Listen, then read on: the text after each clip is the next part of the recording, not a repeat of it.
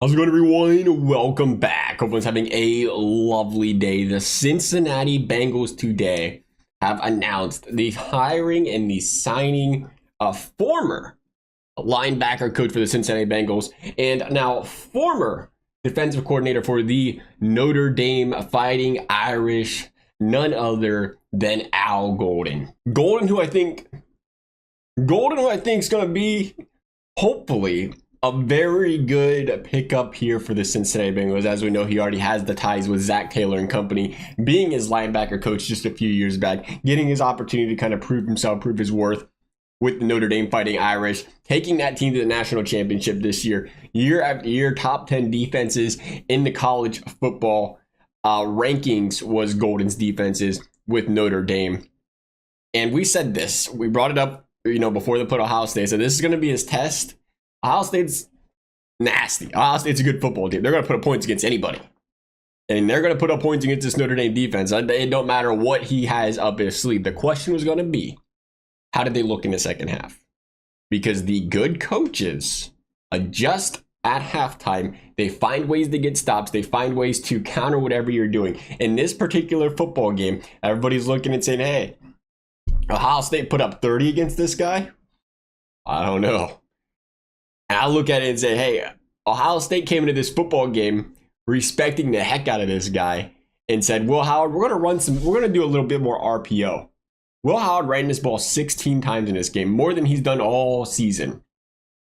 Was that on Al Golden's radar? Probably not. Should it have been? Probably not. And, they haven't shown that they were going to ever do that. And that was effective early in this game. Moving the ball up and down the field. Slowed down a little bit more later. Also later in the game, Notre Dame was down 31-7. They got to a point where they were within one score because their defense forced field goals. They forced a couple stops. And they played better in the second half. And to me, I love that. I love that a lot. Because you don't always know what the other team's going to throw you. But you do know what you can do is adjust from the first half to the second half. And that is what the good coaches do. And I think we've seen that even out of Lou. Lou did pretty well for the most part with that. Second half came around, defense would, even when the defense is horrible, right? You'd get to the fourth quarter, they'd find a way to get a stop here or there in the second half.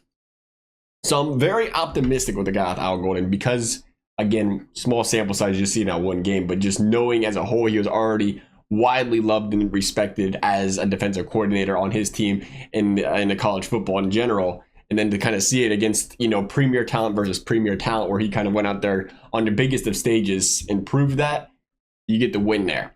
The question is going to become is, what's this Bengals defense going to look like?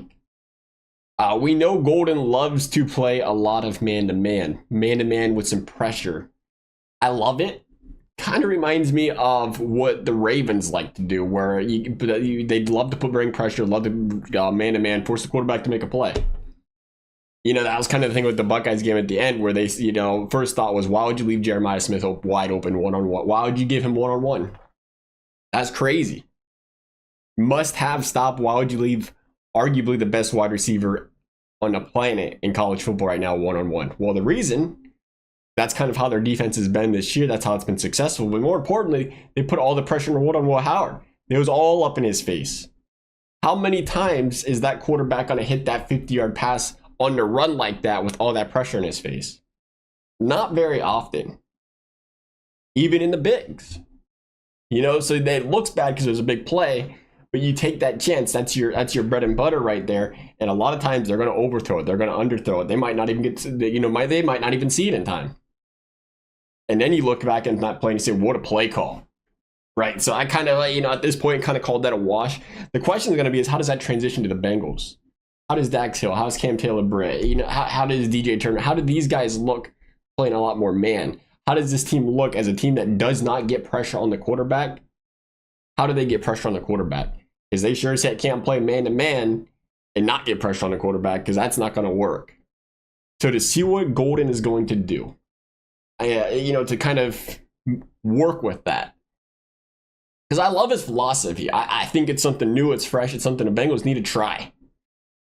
Maybe force some more turnovers, get the other quarterback on easy. Love the philosophy if it can work for him. And I love that if he's willing to adjust on a fly. You got to have the personnel, and you have to wonder how long will it take for the Bengals to have that personnel, or do the Bengals have the personnel? They just haven't utilized that personnel in this way under Lou Anarumo. Only time's going to tell with that. I do think, you know, it's his opportunity this year, next year in the draft to kind of pick up some pieces that would fit his scheme, even possibly in free agency that would fit his scheme, depending on how much money the Bengals spend in different departments here. Overall, though, I think it's a big signing for the Bengals. I think we got a lot to look forward to without Gordon. Nonetheless, love y'all's thoughts. Thanks for watching. We'll see you next time.